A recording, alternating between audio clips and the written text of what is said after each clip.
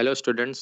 O level के web designing class के theory class का ये 8वां वीडियो है और इस वीडियो में हम इन 3 टॉपिक्स को कवर करेंगे। सबसे पहले हम HTML में फॉर्म्स क्या होते हैं इनके बारे में जानेंगे। फिर फॉर्म में जो एट्रीब्यूट्स यूज़ होते हैं उनके बारे में जानेंगे। फिर सबमिट और रीसेट बटन बनाना भी सीखेंगे, ठीक है। तो अगर आप ओ लेवल के वेब डिज़ाइनिंग एंड पब्लिशिंग वाले पेपर की तैयारी कर रहे हैं तो आपके लिए ये वीडियो सीरीज़ बहुत ही यूज़फुल है। ये इस वीडियो सीरीज़ का 8वां क्लास है। अगर आपने इसके पिछले क्लास के वीडियो को नहीं देखा है तो उनका लिंक डिस्क्रिप्शन में मिल जाएगा, आप वहाँ से उनको देख लीजिएगा, ठीक है। चलिए स्टार्ट करते हैं इस क्लास को।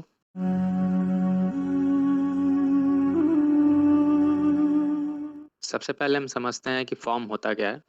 तो ये फॉर्म वेबसाइट और यूज़र के बीच में कम्युनिकेशन कराने के लिए यूज़ होता है। फॉर एग्जांपल जैसे कोई डाटा है जो कि यूज़र को भेजना है, सर्वर में स्टोर करना है, तो वो फॉर्म का यूज़ करता है, ठीक है।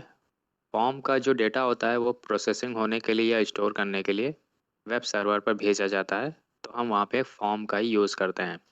फॉर्म में यूज़र कुछ डिटेल्स को भरता है और फिर सबमिट बटन होता है, वहाँ पे क्लिक करके फॉर्म के डेटा को सर्वर पे भेज दिया जाता है। तो फॉर्म यूज़र से डाटा कलेक्ट करने का एक माध्यम होता है, ठीक है।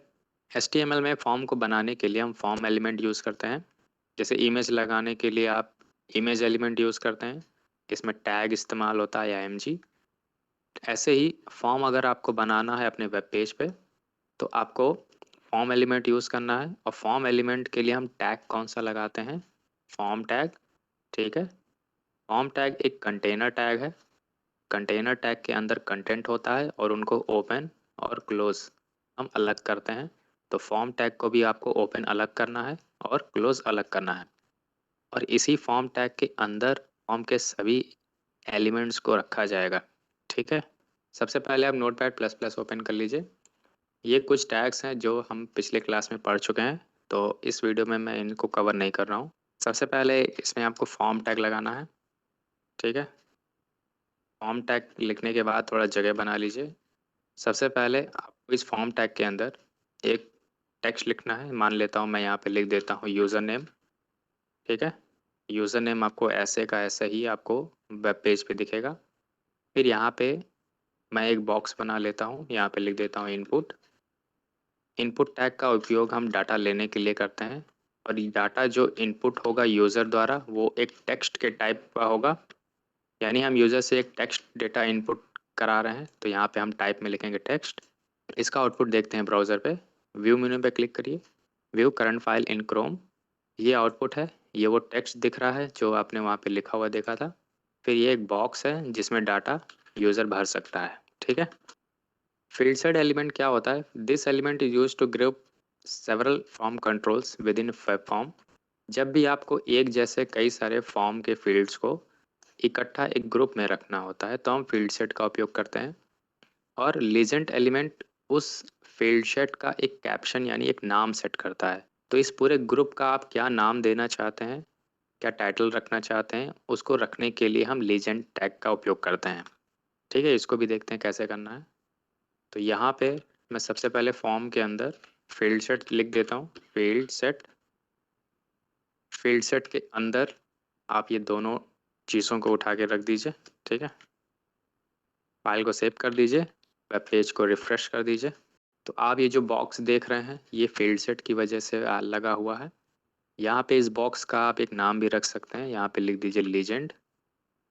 लीजेंड के अंदर मान लेता हूँ मैं यहाँ पे लिख देता हूँ लॉगिन फॉर्म। ये टाइटल होगा उस ग्रुप का। फाइल को सेव करके वेब पेज रिफ्रेश कर दीजिए। तो ये लॉगिन फॉर्म ये एक टाइटल है इस बॉक्स का। और इस बॉक्स के अंदर अभी मैंने सिर्फ एक लेबल लगाया हुआ है जिसमें लिखा है यूज़र नेम, और एक टेक्स्ट बॉक्स है जिसमें यूज़र डाटा जो टाइप करेगा वो टेक्स्ट के फॉर्म में करेगा, ठीक है। रीसेट बटन का काम क्या होता है? ये फॉर्म में भरे जाने वाले सभी डेटा को रीसेट कर देता है यानी क्लियर कर देता है।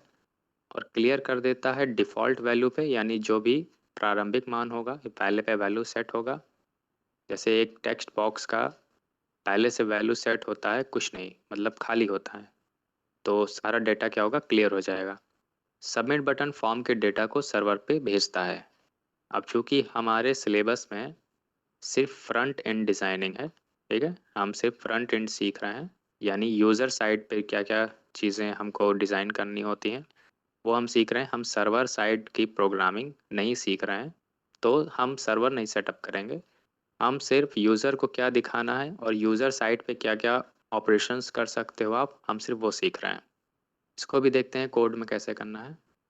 रीसेट बटन बनाने के लिए आपको ये इनपुट टाइप वाले लाइन को डुप्लिकेट करना है और यहाँ टाइप में आप लिख दीजिए रीसेट और इस लाइन को फिर से डुप्लिकेट कर दीजिए Ctrl+D से और रीसेट की जगह पर लिख दीजिए सबमिट।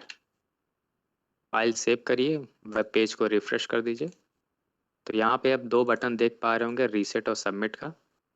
तो जैसे ही आप सबमिट बटन पे क्लिक करेंगे ये फॉर्म सबमिट हो जाएगा। ठीक है, जिस इनपुट टैग में आप यूज़र से डाटा इनपुट करा रहे हैं वहाँ एक एट्रीब्यूट और ऐड करना होता है, नेम एट्रीब्यूट। नेम एट्रीब्यूट ये बताता है कि उस बॉक्स में यूज़र क्या इनपुट कर रहा है। तो उस नाम मैं लिख देता हूँ यूज़र नेम। ठीक है, ये एक नाम है जो उस टेक्स्ट बॉक्स को दर्शाने के लिए है कि वो उस टेक्स्ट बॉक्स में यूज़र क्या इनपुट कर रहा है। तो इस वाले इनपुट बॉक्स में जो भी डाटा इनपुट होगा वो यूज़र नेम है।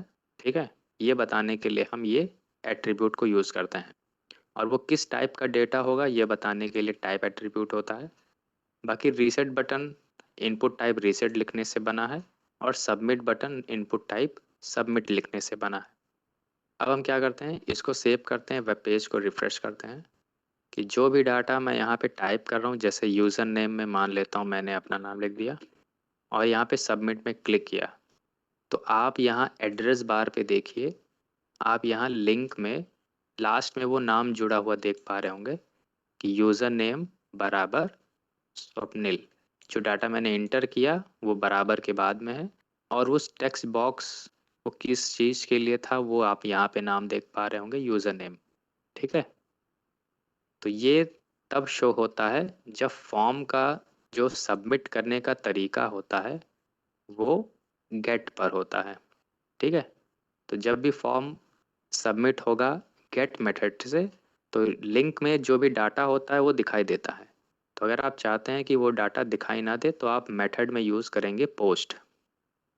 अब यहाँ पे फॉर्म टैग के अंदर मैं मेथड लिख देता हूँ और इसकी वैल्यू सेट कर देता हूँ पोस्ट। बाय डिफ़ॉल्ट गेट होता है, तो अगर आप गेट लिखेंगे तो डाटा दिखेगा, पोस्ट लिखेंगे तो आपको डाटा नहीं दिखेगा। वेब पेज को सेव कर दीजिए।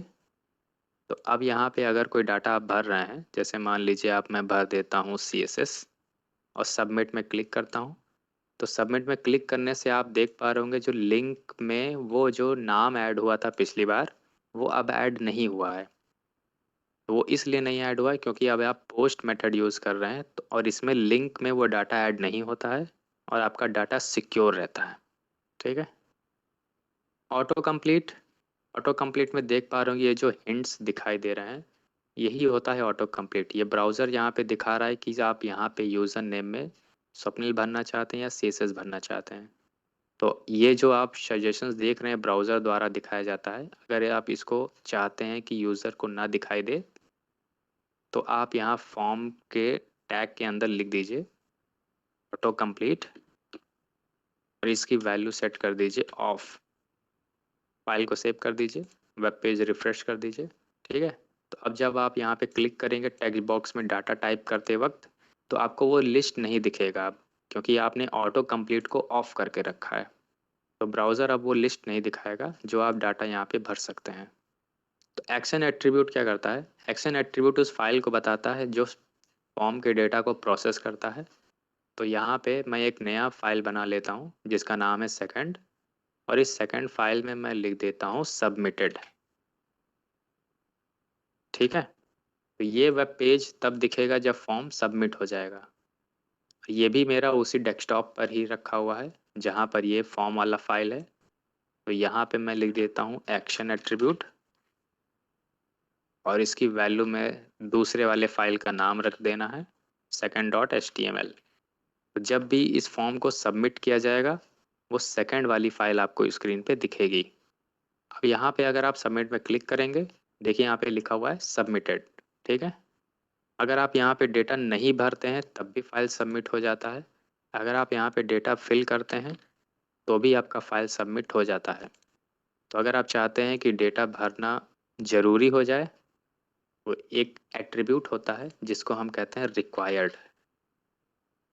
रिक्वायर्ड एट्रीब्यूट क्या करता है, किसी भी फॉर्म के फील्ड को भरना अनिवार्य करता है, यानी अब उसमें डेटा भरना ज़रूरी होगा।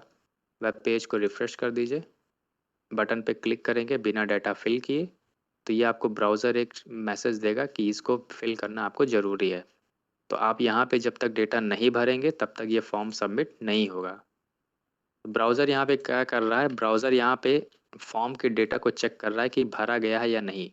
तो अगर आप चाहते हैं कि वो डेटा को चेक ना करे, तो आपको यहाँ पे लिखना है नो वैलिडेट। नो वैलिडेट से क्या होगा, वो फॉर्म के डेटा को चेक नहीं करेगा।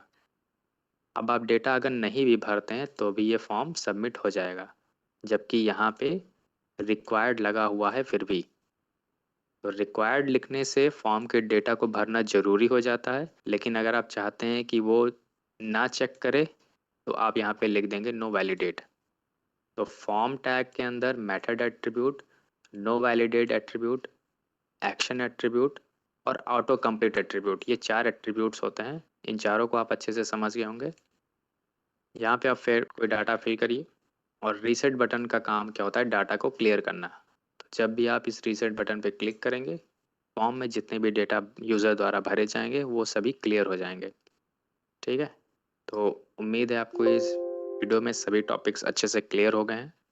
अगर कोई टॉपिक आपको समझ में नहीं आया है तो कमेंट सेक्शन में हमसे पूछ सकते हैं, व्हाट्सएप पे मैसेज करके भी पूछ सकते हैं। इस वीडियो में बस इतना ही। आने वाले वीडियोस का वेट करिए, तब तक के लिए धन्यवाद।